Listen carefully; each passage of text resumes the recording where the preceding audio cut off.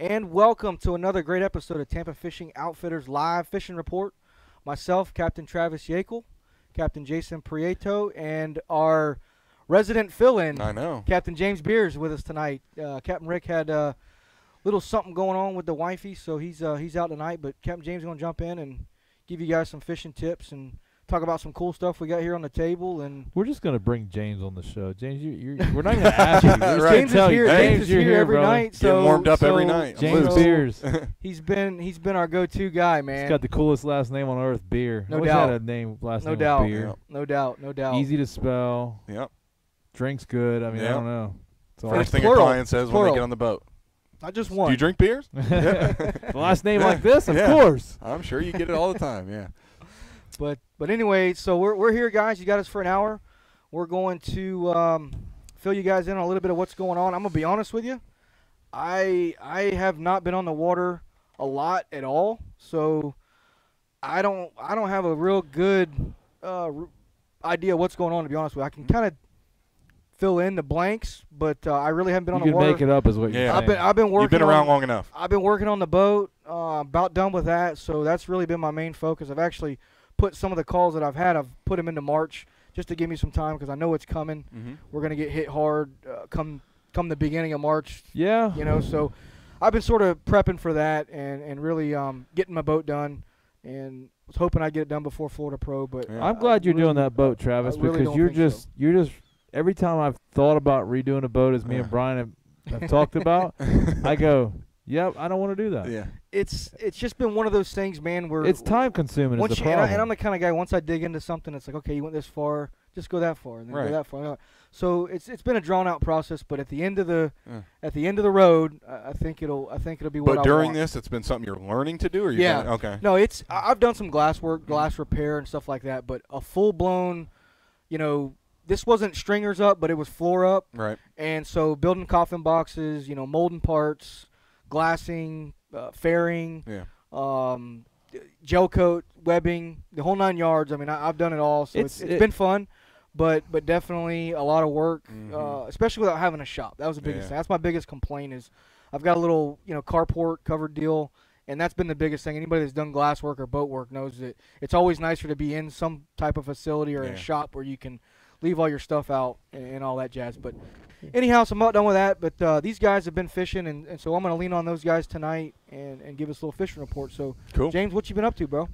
Actually, I don't think I've run a trip since our last show last week. I've been chasing around redfish, which has been good. I've been probably on every corner from the furthest reaches of the bay all the way, south of, my comfort zone. And we've been finding good fish. I could tell you it's a lot easier to catch and target them on these lower tides, though.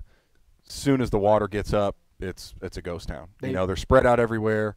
So if you're targeting redfish, low water, low water, low water, just get deeper off in the flat, get in that comfortable zone for them. It's held true, all the way north in the mud, all the way south in the grass. It hasn't really made a difference. So I don't know what you guys said, but I was in Breckenridge for 6 days. Came back Monday night. By the way, I want to thank Frontier for horrible customer service. If you fly, never fly Frontier. 2 canceled flights. Ouch. We said Frontier earlier. You're like, oh, Frontier screwed us up. I'm thinking, why are you worried about your cable? Yeah, well, hey, you're in Colorado. But you know what? They're not much better either. So if I just say Frontier, it covers it. Right.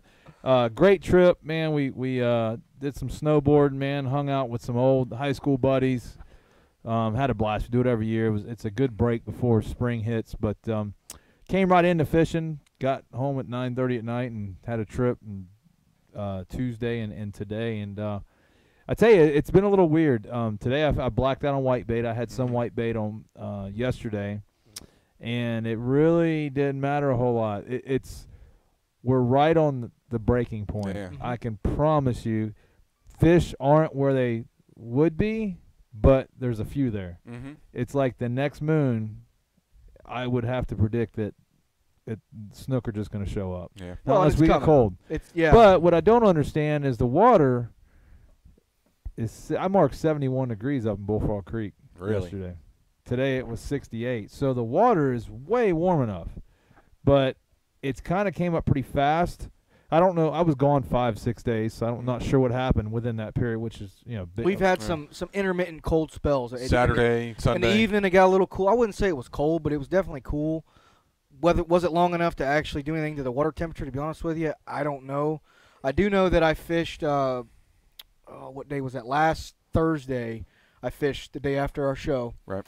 And we went, and I got some shrimp, and we wanted to do some bottom fishing. That's what we did. So we went inside the bay and looked for some, I couldn't even tell you how many mangrove snappers we caught. Nothing of size, but we caught a ton of mangrove snappers, a couple sheep's head, some grunts. But basically, I was just kind of prospecting some numbers that I had, playing the game, and that's what we did. We caught a ton of fish.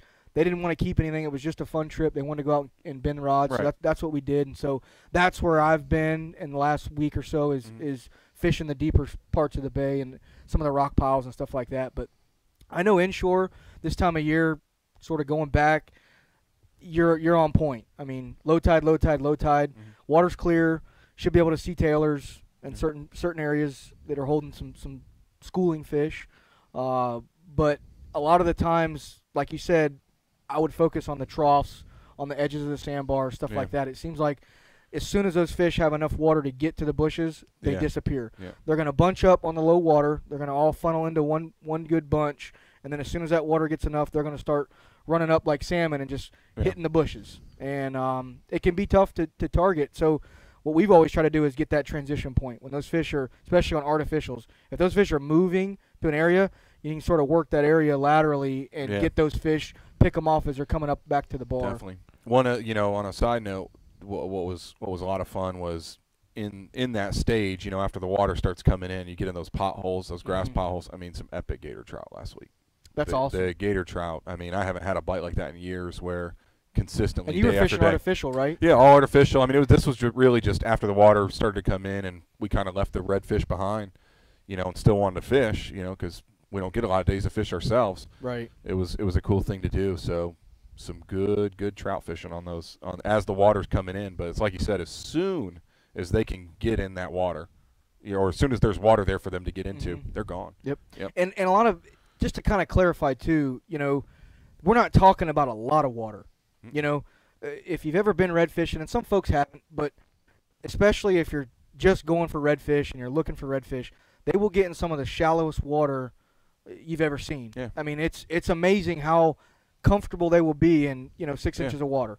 And some people, I mean, I've pulled up on spots with clients, and they're like looking down, they're going, "Do you see how shallow it is?" And this, that, and the other. And I'm going, "Yeah, I'm to catch some fish," And a lot of times that's where you can find it. All it takes is a little half a foot or a foot depression, trophy area to hold those fish, and you can make it happen. But I make that point because a lot of times most boats can't get across a sandbar before the redfish Right. have actually been across it Right. and are sitting in the bushes. Yep. So just because you can't get your boat across, it doesn't mean that you've already missed the whole window, of things going on, unless you're running a Glenn Sanchez SCB and running over crab traps. But, Yeah. but anyway, so this time of year especially, redfish are going to be shallow.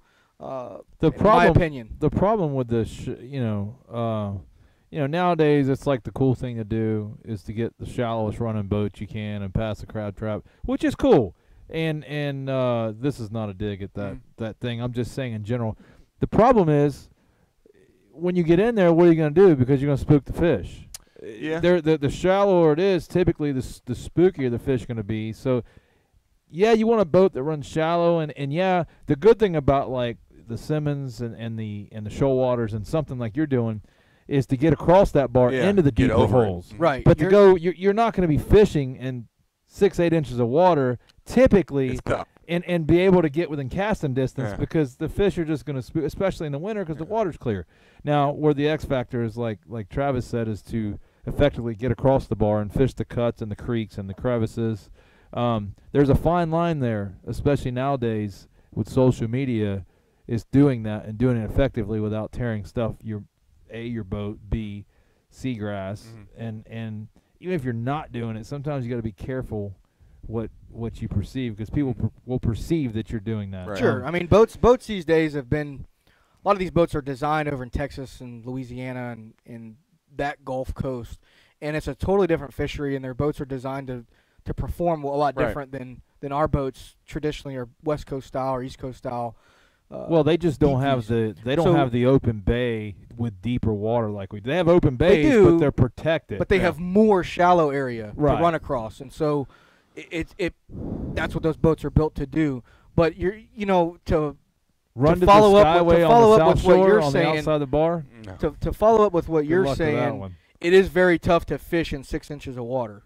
There's no doubt. It's almost on some level impossible in a boat, but you get there, you get out. If you get out, you can wade across those bars. But what I was going to say was, most of the time, this is my experience, redfish aren't going to be sitting in 6 inches of water, just sitting there. Yeah. They're going to be moving. They're using that as a highway to get across, and so the whole idea is to set up, like you said, on one side or the other of that area that you know is there, that they're going to transition across and stage up to catch them as they come across. A lot of times it's in those troughs. They may not even eat on those sandbars. I've had sight fishing trips or tournaments where we're trying to fish redfish coming across a sandbar. Whiddens Creek is a perfect example for this, and there's some other places down south. Turtle Bay Bar is another one.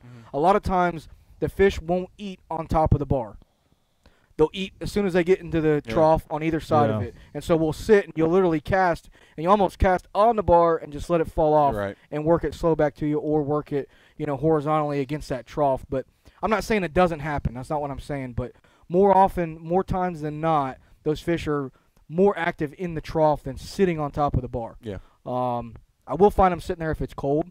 They'll lay up there and kind of warm their bellies up. Turtle Bay Bar down in Boca Grande is a place that they'll do that.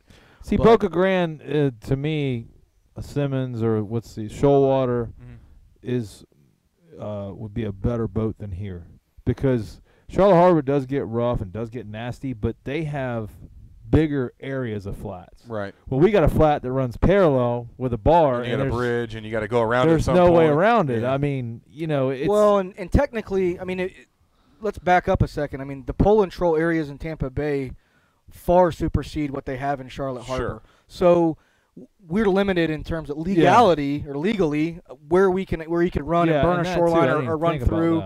So the area is sort of there, but you actually are not supposed to run it. Whereas once you go down south, unfortunately on some level it's wide open. I mean, you can just run in a lot of places wherever you want to go. And so as a result, you find a lot of those shoal waters and boats like that where these guys the east side or the east wall is a big place for that, where like if you come out of Burnt Store Bar or Burnt Store Marina, you never even have to get into the harbor to go to Pine Island Sound, to go up to the Peace River. You could even get to Hog Island by swinging around and going to the bridge on days like that, or go up the river or fish in the canals or whatever. So a boat like a shallow draft boat that won't take a 2-3 foot chop is fine down there. Yeah. Even to guide off of, because you never even have to leave the inside of the Well, bar. let me It ask opens you up this. a lot more fishing water. Absolutely. There How too. many shoal waters have you seen in Boca Grande Pass? In Boca Grande Pass, I'd say it's very limited, but Point being. you But know, in Charlotte Harbor? in or, Charlotte Harbor, you know? it's- Charlotte Harbor, there's plenty, but I Between, haven't seen a whole lot you of know, Boca Grande, nor have I seen them at Anna Maria or Egmont. They just can't take. They don't have the freeboard to take the waves. Right. And the way the Capt boat is designed, if you hit a head-on swell, it's swamping the boat. So they are great for what they are, what they're designed for. They basically taken like a Florida Fisher or what you got an island skiff. Yeah, same thing. And It's they've added basically a the same little thing. bit of freeboard, and they put basically V's in the Little tunnel. V instead of V in the tunnel. So you get, and it's cool. And they like widen it's- them up. Those shoal waters are wide boats. Most of the newer style boats have gone a little bit wider, and that's going to give you the ability to quarter some waves and sort of get on top of them where you're not getting slammed. But I enjoy it. I mean, it's definitely for me in Tampa Bay. It's not a go-to boat. Like, that's my only boat that I would have to go run Secondary charters. boat would be great. But it's definitely something that's going to add to my arsenal, and I'm super excited to get it done. But like you said, it's definitely not the one, the golden ticket boat, you know, in our area. Yeah. So they're cool. They're cool looking boats. I like fishing on it. I was blown away with some of the things it could do. But not only did it run shallow, and I know there's a video, but I was impressed with how shallow that one fished. I've been on the shoal waters and everything. I think the SCB and I'm not plugging boats, but I was blown away with the water we were able to get into and fish on and catch fish. I mean, we were in that 6-inch mark, but I've seen a lot of boats that can run shallow that still struggle to fish 8 to 10. As soon as that thing gets off plane, it's a dog. So I was impressed with it, but I mean, he knows what he wants. I mean, Glenn came from a Dorado 25. You know, he's at a Shearwater 24, so he's lived that big bay boat life, and he just knows what he wants for the upper bay. But yeah, I know they're tricky. You can't be running across the bay on every day. Hey man, get her done, dude. Everybody's got more power their to own you. flavor and what they want in a boat. They're cool. Like I said, I like to have a secondary boat. I think about 6 of us need to all chip in, and we'll just Yeah. use it when we want. 20 I'm cashed out, dude. Yeah, I promise you actually, right now. how much for us to just buy in on since all the work's done? I'm about cashed out, That's man. what I plan on doing. I'll say, Travis, I need to borrow your boat. Go do a little scout. I'm just going to call him, so can you go hit this spot for me? Yeah, that's good. I'll check it. Hey, if you guys got GPS coordinates here, very soon I'll go check them for you. I promise I'll give you an honest report. Hey, you know, so we got the Florida Pro coming up. And first year I'm fishing. I usually do the IFA, which I'm doing both this year. Ken's done a good job in jumping up the payouts, and that I always like the term. My theory from a business standpoint has always been, well, it doesn't pay out enough. Well, this year they've stepped it up, and they're going to get some good payouts, and he's done a good job with that. But yeah, so me and you got to win though to get the payout. Yeah, well, you got to get up there. You know, it's just like the Should lotto. be about 100 teams, I'm guessing. You think there'll be that many? There was last I heard there was 80 pre-registered. I can see I'm that not registered tournament until Friday night. Taking a good turn. I hope so. Yeah. I never knocked him. I just said it didn't pay out enough. Little Harbor's going to be packed, so if you're running a trip Saturday. Yeah. Actually, it's running out of Simmons, which is kind of. No, that you can launch a Simmons. It's running out of hooks. It's running out of little hooks. On their website, it says E.G. Simmons Park. That's where the preferred boat ramp. You can, don't quote me on everything, but I fished it all last year. They want you to run out of E.G. Simmons. Right. Last year, they checked you in at E.G. Simmons. You got your boat number at E.G. Simmons. This year, they're going to do all that at the captain's meeting, so you can use whatever boat ramp, but they're going to launch out of hooks.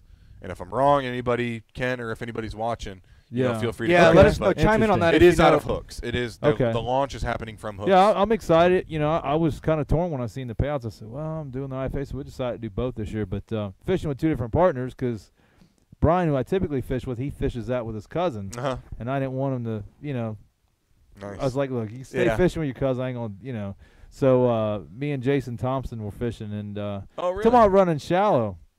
He got in the airboat today. Yeah. Wow. I don't think that's legal to run in a tournament. No, it ain't. But I tell you what. But I said that will get shallow. He's like, he found some fish today in the airboat. Yeah. I'm sure they were still I there after said, he ran him over. Here's the $1 million question. Mine. Okay. Mine. I said, here's the $1 million question. Can we get in there on my boat? He's like, yeah. He's like, we can get in there. So, believe it or not, I will tell you what. In that Pathfinder floats skinnier than any big bay boat I've ever had. Really? It is unbelievable for a 26-foot boat. And I know what it is. A boat, and I don't want to get on a tangent, but a boat typically squats in the back. Yeah. Well, it's a double step haul, so where the squat is, the haul comes up. Back up. So it just floats. It's unbelievable how shallow it floats and runs. It's crazy. It surprised me when I got that boat. That was a downfall. I'm like, got a 26-foot boat. I'm not sure how this thing's going to run. And the only thing it doesn't do, because versus a porter bracket, which is what you run the Canyon Bay, it won't get out of the hole as shallow because the motor's simply not as high as a porter brackets are. If you know how to run them, they're great. But, so he found some fish in the airboat, which is pretty cool. I'm going to go with him. I don't know, maybe Friday we might go by. I've never been in an airboat. So I told him, he tells me I need to get an airbus. I need to put a steering wheel on that thing. I ain't driving. Right, the stick steer. Sticks. Yeah, I'd be in the, scary. I'd be on the land somewhere. But, I really think our fishing, guys, is going to – we're right there. Like any day now. What's up, Carlos?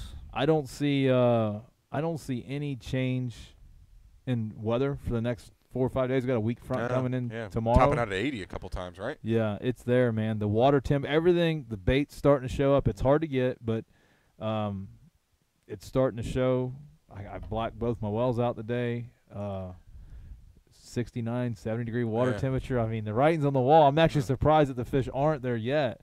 I will tell you, for me, like we've done some scouting. I've ran some trips. I found 15 redfish on one spot, and they were there 2 weeks ago. The good thing is they're just sitting in a spot. But besides that, I ain't found a whole lot of redfish. Yeah. So it's South Shore's been tough on reds. What I have seen has been small. Jason found some fish today in cockroach. Not schools, though. These are just singles. Pick off one here and there. Which is fine by me. I don't need 200 fish. I just need to catch two.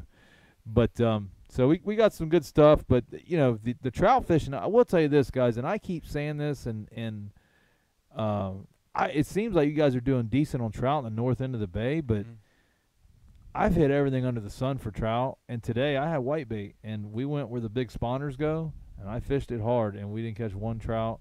I caught one keeper trout today down at Joe's Island, and where I caught him, I really wasn't expecting to catch him. I was expecting to catch a snook or reds. Yeah. So I don't know. I'm really concerned with trout. I think we have some issues going on. Because the area that I fished, and maybe I'm hoping I'm wrong, and I hope they show up in 2 weeks, but the area that I fished today, typically you go in there with whitebait, and you start chumming, and these are the breeders. These are the monsters. Yeah. And it is still a little early, but I've caught them in December in these spots. And the last couple of years, through the whole spring, it hadn't been real good. And it's just coincidence that our spawning fish, they're all spawner fish, they're huge, and they're full of eggs when you catch them. Our spawning spots in the spring aren't really holding trout, and then throughout the year, I think we've had our spurts on trout, but I think we both agree. I don't know. Well, you guys have done decent up there, but our trout fishing ain't what it used to be. I'll be honest. I mean, we had a pretty good trout run. I'd say into December. The last 2 weeks of December was real good. On the stem of that cold front, little cold days in between, it really kind of packed them in, and we did really well. We had several days where we limited out, and then it seems like right after the new year, the areas that I was fishing just kind of died off. I mean, we'd catch one or two, and then like you said, we've been hitting some areas that traditionally would hold numbers of trout, maybe not the big ones all the time, but definitely be able to go out there and pull strings, no problem with trout. Let's be real. You used to be able to drift Joe's Island on the inside of the bar with artificials and catch all the trout you want. Yeah. Go do it now. You'd be lucky to get 5 of them. Yeah. You couldn't get a paddle tail back to the boat. No. Yeah. Over by Tarpon Key, Calf and the Cow, you fish the ditch. You can go catch 100 small trout. Go do it now. I've done it a few times. Ain't caught a whole lot. Yeah. There's other areas on the south side of Tarpon. All them grass, it ain't like it's a particular spot. All them spots were loaded with trout, and it's like. I think too, and what I've found, and I talk about it all the time, and actually it's one of our biggest pieces of advice to our listeners is think outside the box. And I'm not saying that's not what you did, but it's hard for me to believe that fish just disappear. Now, do they decrease in numbers? Yes, this, that, and the other, but it seems like those same areas over and over that would produce at some point. Yeah, they just Tarpon Key's a perfect example. Yeah. So 300 redfish didn't die. Nobody killed them. They're somewhere. It's just that rock that they're hiding under, or that area that everybody drives by. And redfish, and I'll tell you, that's where you'll be humbled, is there's areas that we've redfished in tournaments, and people are like, there's no, what were you doing over there? Waiting? And we're like, no, there was like 40 fish over there that nobody knew about because everybody drives right by it, And so when you're out there scouting and you're looking for stuff, man, it's always good to go to the areas that you think nothing's going to be in. Oh yeah. Like you know what I'm saying? Like instead of following that same path all the time, just go, hey, I'm not going to fish anything or even go near anything that I've ever been to before in the bay, and go check those areas. And I've done that too, and it doesn't work. A lot of times you'll uncover something that maybe not everybody's checking out, because when the numbers aren't up and you don't have a bunch of big schools, those little pods of fish that are there, when 5 or 6 people know about them, they're not going to stay there. Oh no, long. I agree. They're going to move. My point being is more on trout. Redfish, I agree, they move. Like, I mean, I used to fish Fort DeSoto like half of my trips probably when I trailered. And I don't fish it like I used to. Actually, I don't even want to fish over there anymore. I ran a trip out of St. Pete. I run south and inside the bay. I just don't like fishing there anymore. I'm not consistently on fish, and I just don't like fishing. It's typically crowded. So, but I did used to run quite a bit of trips. There's guys that are probably a lot better than me over there. I'm not saying I'm the best, but you are right. Like, where you used to find schools of reds, I mean, they're not there. And on redfish, I specifically think it's from pressure, because – how many times you go find a school of reds, there might be 1 or 2 boats on them. Now, go find a school of reds. Like, I'm talking like 300 fish. If you can find them, there's 8, 9 boats easy smoking them. I mean, eventually a school of reds is just going to move. Trout, on the other hand, trout are kind of dumb when it comes, and you don't get that kind of pressure on trout. You get like you going to a spot, agree. maybe I going. So I worry, and I hope I'm wrong, is that we had a snook kill in 2010.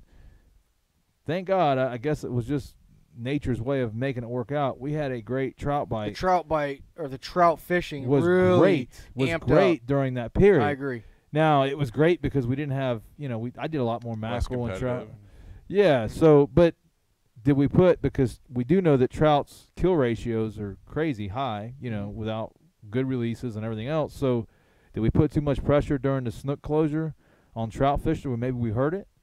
Or maybe I'm not good at fishing. I'll take the blame and say, I hope I'm not good at fishing. We got a lot of trout, but I've hit a lot of area. I mean, I'm pretty decent between the Skyway and Little Manatee River. I've fished it a long time, and it's not only me. I mean, Travis has had some good days, but like you said, it's been hit or miss. You'll find a pot of fish, but then they're gone. Like, I'd hit a few trout, and then I'm like, what the heck's going on here? Trout don't usually move that much. Right. So I'm more worried about trout. The redfish, it is what it is. I mean, look how many tournament series we're going for. I know the problem with redfish. There's 3 major redfish tournaments series going on in Tampa Bay right now. Yeah. So how many? Just say you got average of 50 boats on every tournament. Yeah. So 150 boats buzzing flats, chasing fish, looking for fish. It even in Louisiana, I think it does a little bit. A little bit on the reds, because we ran the Delacroix for the tournament, and there was a shift of wind and got some dirty water, but fish moved around that week, and you got 130 boats running around, hooking some fish, checking stuff. So, I think reds are more pressured. The trout kind of, I don't know. And the guys in St. Pete, that I know are good trout fishermen. They're telling me it ain't that great. Like, they'll get some big ones, but they ain't getting what they used to. So I don't know. I hope I'm wrong, and I hope our trout fishing is okay. But what concerns me is nobody really seems concerned as far as FWC. I haven't heard a whole lot. It's been brought up in the Florida Guides Association, but I haven't heard any research or numbers or movement. Yeah, if snook numbers are down, like everybody knows about it, it's a big deal, which is great. But I don't know. It just seems to be an issue that's not really getting targeted. But I hope it's me, but it just seems like our trout fishing has just gone to crap, really. I don't know, the north part of the bay, looks like you guys are catching some decent trout. We are. Well, we are. I am. We are. I think it's producing well, and I'm the first to admit that I really just started fishing there maybe 5 or 6 years ago. So I'm really getting it dialed in the past year or two. But I don't know what that fishery was like prior to that. Right. So I don't know if this is a really good trout season or this is commonplace. I don't know. So to your theory, there could be some movement there of seeking out different habitat. Well, I talked to Bobby McGuire actually today. He was going offshore, and Bobby's a real good fisherman, really nice guy, and he's fished that upper part of the bay. He's been guiding longer than me by far. I think 97 or something like that. But he was telling me that there's just so many boats up there now. He's like, man, we used to have it to ourselves, and now there's just a lot of guys up there. So I just think that's the common thing. Yeah. Pressure is definitely going to be the main issue, not issue, but factor. I would to me, that's the benefit. Sure, that's the benefit of fishing the South Shore.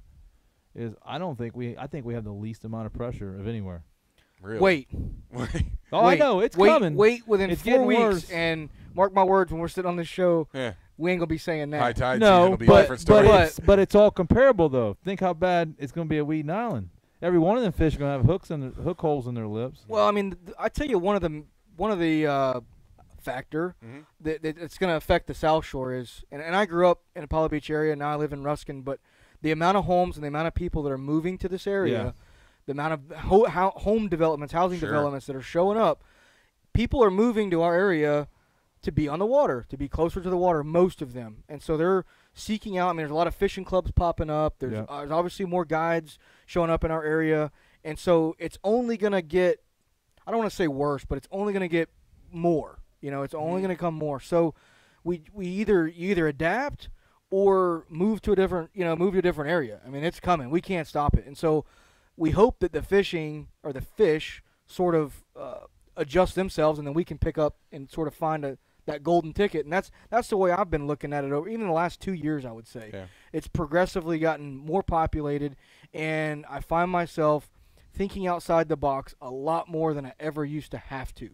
It was always like, oh, you guys want to catch some redfish? Oh, let's go catch some redfish. Oh, you want to catch a few trout? Let's go catch a few trout. Oh, you want to go catch, a bunch of snook? Let's go catch a bunch of snook. And now it's kind of like when we're doing the idle out of the marina, I'm kind of like, really game planning. What do you guys want to go catch today? Fish, I hope. And because that whole wish list thing is getting tougher and tougher. Sure. Every year. But the good thing is on the horizon, I think spring is going to come, and anybody that's been in our area knows that really no matter how many boats, them fish are going to be there. I mean, we know that's going to happen. We know a bunch of fish are going to come out of the river, and the South Shore is going to be a good location to be. So don't fear that. But this January, February stuff is always a little wonky. The way I'd put it. I'm telling you, I'm being honest, is that this January has been probably one of the roughest Januaries I've had. It's tough since 2010. Since 2010, I've got some pretty decent sheepshead spots that even the sheepshead fishing they're finally starting to get them, but like getting like 5 where I used to catch like 20. I'm talking like hogs, like 5-pounders, like big ones. And I don't know. It's like even the cold weather stuff isn't working. It's been very funky. Inconsistent and beating your head against the wall. It'll wear on you. When you're a guide, you guys tough, think that your recreational guys go out and you have a subpar day. You go, oh, well, you go home. Imagine having that like 5 trips in a row, and every day, like if I have a bad day, I go back to the drawing board. Yeah. If I went south, I'm running north. Like, when you get about 3 days, and you ran north, south, west, east, and you still ain't caught fish. You just go, it just sucks. I mean, but I always say eventually it's going to turn on. That's why I've been working on my boat. Yeah, that's the right idea. And I mean, there's some truth to that, and then the other part is I just want to get it done. But and business has been a little slow for me. I'm not going to lie. January and February, I ended up. It seemed like the days I was busy, I had, bad weather, and I think I canceled 4 trips in January because of those cold fronts. And then the calls that I did get, I was like, look, guys, are you flexible? Can we fish in March? And so I've been stacking March, but am excited to get back out there and get on the boat and go find some redfish, man. I know they're around. You just got to find them. Well, today, if your boat's ready Friday and you want to I'm trying, man. I'm going home tonight. I had to send out a Facebook message to my neighbors. I said, hey, guys, you're going to hear some noise from me tonight. Oh, yeah. Because when I get home, I got one side of the boat to buff because it's going to get wrapped tomorrow. So I'm going as fast as I can, man. But that's what I've been holding out. I told myself I'm not going to fish any tournaments. I'm not going to do anything until I get my boat done. Good deal. And that's well, I will tell you, and then we'll move on to another subject. Today, I got bait, and I didn't catch it. We caught about 10 snook. We got 1 keeper trout, no redfish. And but I had that. You ever get out there and you get that live well full and you're sitting there fishing and got an east wind blowing, you go, it's feeling right. Yep. That's what I said. I said it's feeling right. The wind's blowing. It's about 70 degrees. Water temperature feels good. Nice and warm in your live well. And you tip your I hand in. was actually surprised. Like, I thought we're going to catch 50 snook today, and I'm going to find some reds.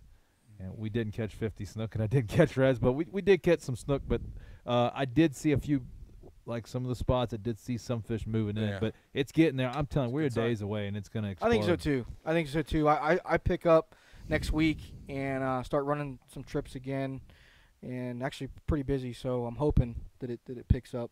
Yeah. It's like you said, man, it is a miserable thing to be a guide and not be able to produce. Now, I'm not saying not catching fish, but what our expectations are when you've got a client deliver for a client. Yeah, when a client comes out and pays you a premium to go fishing, you want to deliver a premium product. And unfortunately, what I tell all people is I don't deliver fish. I don't produce fish. What I do is I take you fishing with all the essential tools you need, give you the advice, take you to the spots that I think are going to be the best for the day, and the rest of it's on you. But it is definitely tough when consistently you go over and over and over, and you're like, man, we just burned 30 gallons of fuel and hit 25 different spots and caught 10 fish, It makes it tough. But with that being said, the weather's been nice.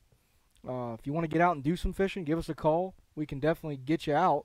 And it's one of those things, I always use the term, you don't know till you go. Nope. Because this is the time of year, these are one of those periods where you can get the big surprises. Exactly, man. Things are going to start moving around. Things are going to start transitioning out.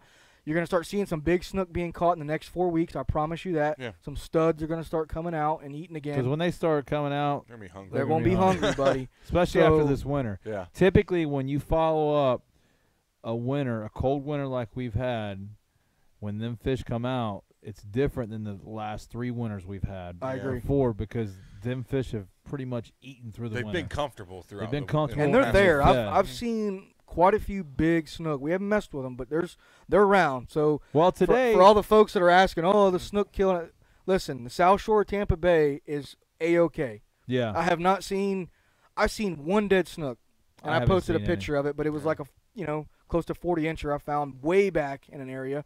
But that was the only fish. And I know that a week before that, there was at least 30 of them sitting there. So I know there's fish around, man. Good. And I agree, Ty. Spring is going to be on fire, man. It's going to be a good spring, 100%. These fish haven't gotten worn out from January and February, from everybody going out and catching them.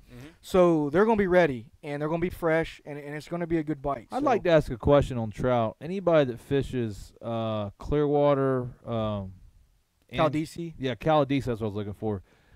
Give us a report on the trout, an honest report. If I know like people like to fib on what they call it, but give us an honest report on trout, because that's a good. I think the trout fishing is still pretty good up there, but I'd like to know how it's been up there, because I don't fish up there, but I know their trout fishing is phenomenal. I got a report from a buddy of mine. He was up Chaz area, and they did really well on trout. Chaz, I've been hearing really, really well on trout. They've got it's a different fishery, man. They're more oyster bars and shell bottom creeks and stuff like that. And so that winter time really doesn't affect them that much. I think it fires their bite up. Yeah. And whereas us, it can be a little bit different. But those fish are accustomed to being a little bit colder. That cold fronts I don't think affect those areas quite as much. I'll tell you a guy that if you don't follow is one to get a really good idea, is a really good fisherman, is Captain Greg DeVault, and he's been doing it for a long time. Build shallow water boats to get up in there and take these guys fishing in areas that most people wouldn't even think to go to catch fish. And so to kind of follow up with where this show has sort of went, there's guys up there doing the same thing. Sure. Running these shallow flats, getting up in these ponds. A lot less forgiving flats. Up there you're losing lower units. Right. It's the lower unit. But to get a good idea up there, I would put the name out of there, Greg DeVault, and he'll give you a pretty good idea. He's a very busy charter captain and stays on the water. Got a good idea what's going on. So that's who I'd fall back on up in Newport Richey up to Chaz area. But yeah, I just wonder how their trout fishing is doing there, and it might be pressure related to us. Maybe I don't know, but I don't know. Our trout fishing, at least on the South Shore, just isn't what it should be. And the other thing too is, man, I mean, like for me personally, I haven't been out fishing a lot. Like generally, this is the time of year where you'll get days off, and I'll you know me, I'm gone. Like I'm out fishing, and so this little project has sort of held me up on some of that. But I think that's a big key to it, is getting out, covering ground. Just like you said, you've been out several times this week looking for redfish and everything.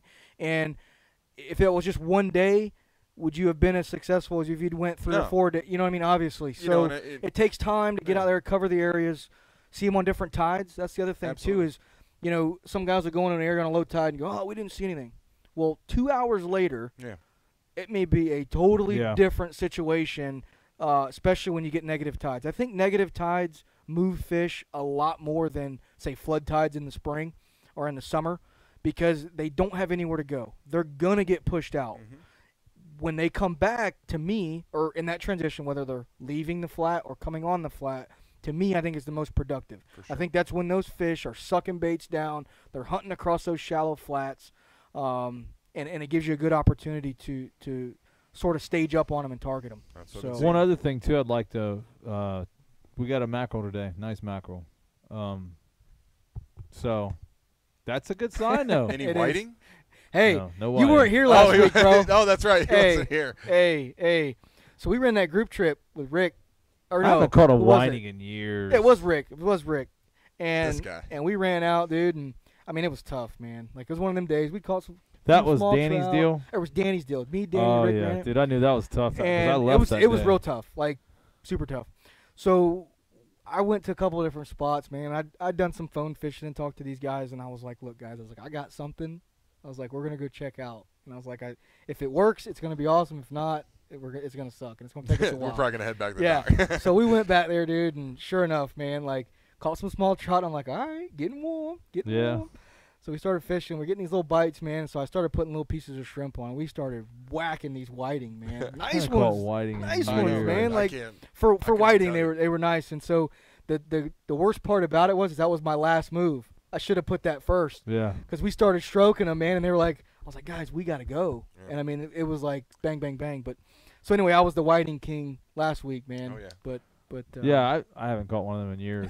But, hey, it worked, man. It pulls on a rod. That's that thinking outside the box thing again. I'm probably going to do a shift to do some more mackerel fishing again this year. I think us as captains, we get a little stubborn and hard-headed on what we do.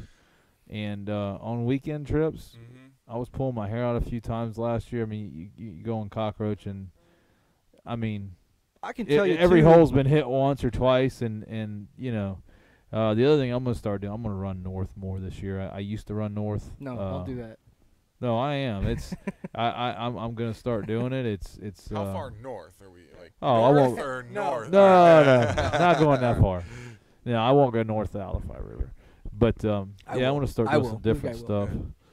But it's just you are right about changing it up sometimes. If it, the good thing about going south with us is it's easier. The problem with going north is bait is always on the fence. Like it's not consistent in the march. Where like, I mean, you could hit the markers, and if you're running south, well, worse, you run to the Skyway. So where if you run north, you keep running north. Question for me. This time of year, I won't do it. I've got the boat that can handle it, but it's too much. It's that's a 34 mile run there and back, and at least. My plan, I've been on bait. Yeah. Well, that's I know Manny asked a question, and there's bait if you can stay on it long enough. But and it's going to transition and move. Yeah. I'm looking forward to taking the Canyon Bay out to the bridge, or the markers get bait, come back, and jump on a skiff and go fish some of that low tide cockroach bay stuff. So jealous. That's sort of why I'm so hard bent on getting it done, because I'm gonna take the boat up to Canyon Bay to have a few things fixed on it. But that was sort of my plan: is drop the skiff in the morning at the boat ramp, run to the dock, jump on the Canyon Bay, go get bait, come back, transfer bait over, and go. Sounds like a lot of work. Why don't you leave that skiff at my house on the dock? Yeah. We could do that, but there's a nominal fee. Well, hey, I got to charge you a slip fee, so I mean, I figure you just leave the keys and we'll call it a day. Hey, just put it on my tab, man. Just put it on my tab. But guys, we're strolling right through the show. We've got about 15 minutes left, but we got a really cool product here, and I fished with James. When was that? A couple weeks ago, we went offshore. And he had a couple of these on his boat, and I was really digging them. And we're actually going to give one away tonight on the show. Retails like $20, so that's a pretty good giveaway here. Show them they're called the Robo Cup, and I tell you what, I'm gonna let you show them. I'm gonna grab the camera and get a close up here. Well, I don't know what I'm showing. Just here. open it up. How do you open it? Squeeze the cups. See, we can even teach stupid to do it. All right. So look, you can take it. You can put it. Uh-oh. Hang on. Oh no! What'd you do? See? See? There you go. Uh-oh. How does that come out? There we go. All right. All right. We're good. So we're back. That's why Travis is told not to grab the camera. But this right here, you can squeeze it, put it on a rod holder, on a trolling motor, and so it's cups. Now here's the cool thing. Take it.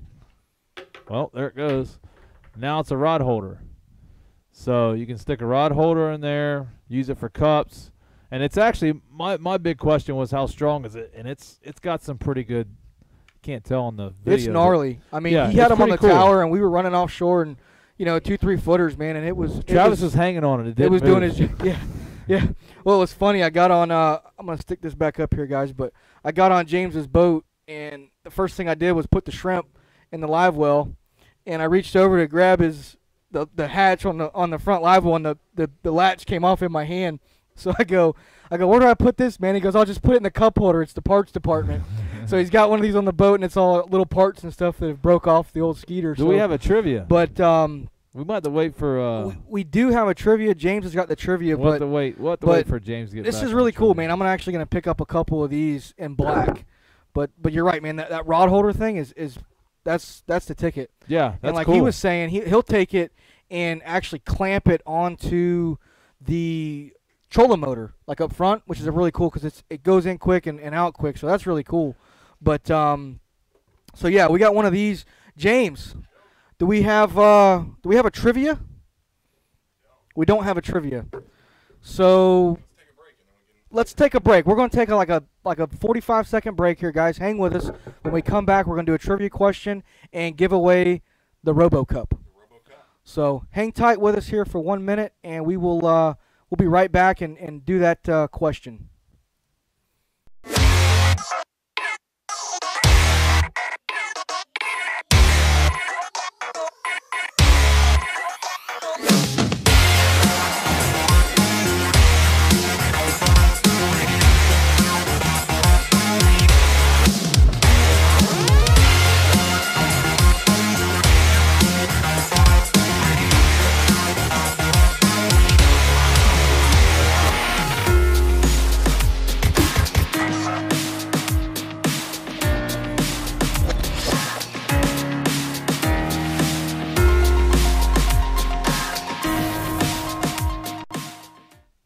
All right, guys, welcome back. Tampa Fishing Outfitters live fishing report coming from Tampa Fishing Outfitters here in Tampa.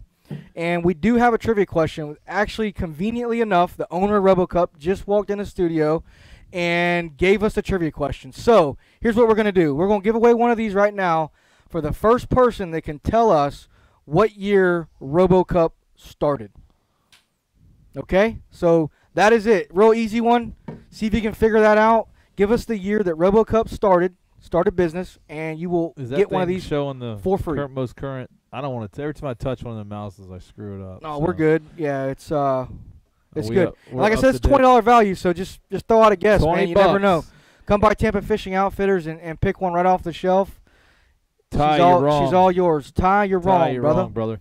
Wrong, Anthony. While we're getting some guesses here, or educated guesses, should I say, like to announce Blue Water Gear is going to be new sponsor on the show. They're going to try to make the ugly guys look good on the show. We're getting some shirts. I like it. They're going to money a lot more than a shirt, man. Well, hey, it's a start. I might need a hat and a mask and everything else. It's a start.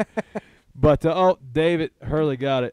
David Hurley, you won it. You are the man. 2015, the RoboCup started their business, and you just earned yourself or won yourself a brand new RoboCup, man. Swing on into Tampa Fishing Outfitters and pick it up. Captain James will have your name up front, and she's all yours, man. Appreciate you chiming in. Who got it? Robert Hurley is who we got. But yeah, like I was saying, Blue Water Gear is going to be. We're going to be doing some shirts for giveaways. Hopefully, we get them in here at Tampa Fishing Outfitters. Hopefully, get them on the racks too. People can stop by and buy them. We're going to be working all that out. They're a good company, new apparel company. guys are real creative, open. I've actually talked to them about doing some bibs. Like they're going to start working on winter gear, and I can tell you right now, somebody needs to come out with some good bibs. Yeah. Because the bibs that they come out with, they work okay, but the first thing they need to do is have something that holds them like this. Because how many times do your bibs slide off your shoulder and throw in the net? Throw in the net all day long. I think timeout. It depends, man. Because I've been using the Grundens Hercules. Now, let me just say, it's a specific bib. Now, there's like a technical bib and a work bib. Yeah. That's my work bib. Right. And those don't go bad. Yeah. I mean, when they go bad, it's normally the straps not going are breaking. Bad. The straps coming off while you're throwing the net. Yeah, but not the Grundens. Not the Grundens. Not the Grundens. Not the Hercules. Not the Grundens Hercules model. Well, they make a piece on when you go to that sport model, when you go to that like the Sims, or you go to hook gear, they're made for fishing, not throwing the net. Right. You're gonna get soaked. They're not really, from my personal opinion. I've got a West Marine set that's literally like it's dry.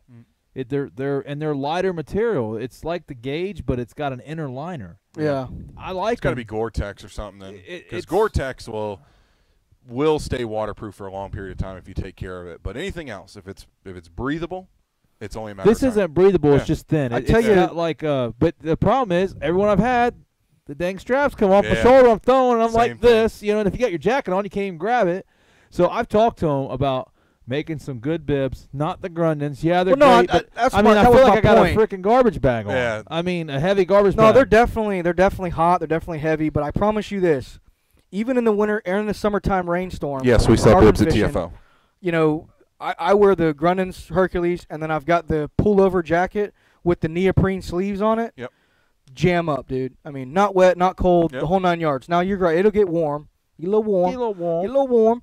But they do perform, and they're super durable. Like you're not gonna rip them, whatever. Well, the Grundens are when good, you go to the not sport model, the lighter model, I agree. There's a void in that market. But I will say this, and I used to wear several. There was one that was called like Wahali or something like that. Wahali. But here's the deal: get some Scotch Guard on any type of a fabric material that you want to keep dry. Scotch Guard it. Yeah. Take your bibs and Scotch Guard them with 3M Scotch Guard. Long time ago, years ago, my cousin was a Marine. And he told me that's what he did. They do to all their outer clothing. That's a good idea. You can revive it too. You can revive it, and so basically use that, Scotch Guard or a product like that, and coat the outside of that fabric, every couple times a year, and you'll be surprised at how dry you'll stay underneath that gear. So that's a little thing to throw out there. No doubt. I do hear that Frog Talks have got some new gear out. They do. I have not used it. So come check that out. You can actually kill two birds, one stone. Mickey, we've got bibs at TFO. Frog Togs has a new lineup called the Black Tip H that we just got in. And, I mean, it's top-notch stuff. It'll compete with Sims or anything else. It's the $119, $129 price point per jacket and bib, but it's legit, man. It'll give Hook. It'll give Under Armour. Those guys will run for their money. Yeah, well, I know a buddy's got the Under Armour $500 bibs. Yeah. I said, is it worth $500? He's like, no. So I mean, $500. Find me a pair of bibs that are worth $500. Right, but for $500, they better throw the net for me. Exactly. And pull it in by the way, and put it in the live well. And drive the boat. Yes, but so my hope is these guys at Blue Water Gear.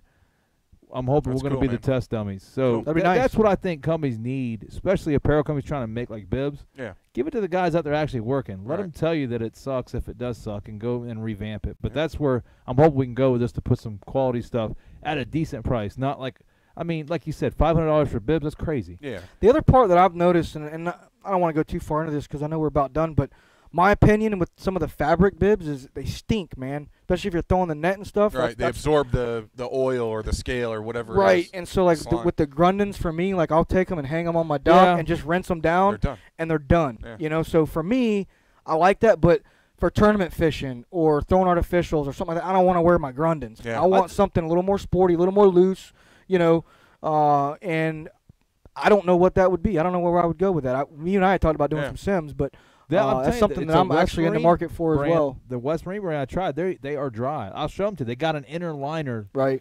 Like a thin inner liner, so I don't think they'll eventually get wet. The only problem I have is the things slide off, but that's a common problem. The Gauge is what I wear in the summer. They're great. Soaks through. but they fall off. Well, I wear them through the summer and spring when it gets too hot. You don't want to sweat. So, I mean, there are some good bibs. I'm not saying they're all junk, but I'm saying I think they all could be improved on some very simple things. I agree. There's always room for improvement. Yeah, there's a lot of room for improvement on bibs, always. I think. But, you know, hopefully we'll see some new stuff coming out. Maybe we'll get to test it and put it through the ropes and see what happens. We got a new product to test next week. The jerky guy, turkey jerky. Yeah. Dude, what is it now? Is it get this. nuclear? So you've got the barbecue, you've got the mango habanero, and you've got the original. So they came out with a new flavor. It's going to be something different. I've never seen any jerky this flavor. It's in the mail right now, so I'll save it. I'll bring it in next week for you guys to test it out. Brought to you first. You get to eat it. Oh. Yeah, it's the test recipe. Hey, we're down with that. Yeah, we can eat come stuff. on. Yeah. See Travis? Oh, he's loving it. 5 foot.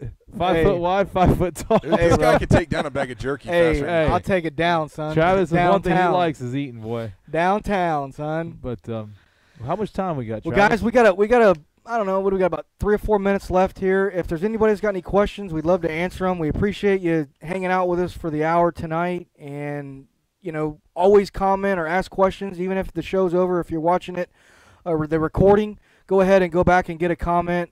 We'll get an alert. Yeah, I always tune in after. We'll do our best to come back and answer any questions. I know sometimes we blow through the show and don't quite see everything, but you know, feel free to throw it out there, and we'd love to make sure you get your answers. If you've got any shows or products that you want showcased or us to review or look at, we'd be more than happy to do that as well. So this is for you guys. We love coming in here and doing it, but at the end of the day, it's not for us, it's for you. So we want to know what you guys want out of it, and we'll do our best to put it together. So definitely. With that being said, guys, if we don't have any more questions, we'll close it out by leaving our information. If you guys want to come in or give us a call and do a fishing charter, you can reach myself at 813-830-3474. That's Captain Travis Yaeckel. And 813-727-9890. And Captain James. Captain James, Local Knowledge Fishing Adventures, 813-625-2067. Guys, we appreciate it. David, come get your cup, brother. We appreciate it. Robo Cup, awesome product. Come in here and grab one of these, and don't forget to comment back and tell us how you like it. And as far as your question right there, good bait to use right now for red, snook, and trout. You won this? Greenbacks or shrimp. Tell them to come see me, and I'll hook them up with some good baits. There you go. That's it. Come on into Captain James here at TFO, and we'll get you set up, brother. Until next week, guys, same place, same time. We appreciate you watching, and tight lines.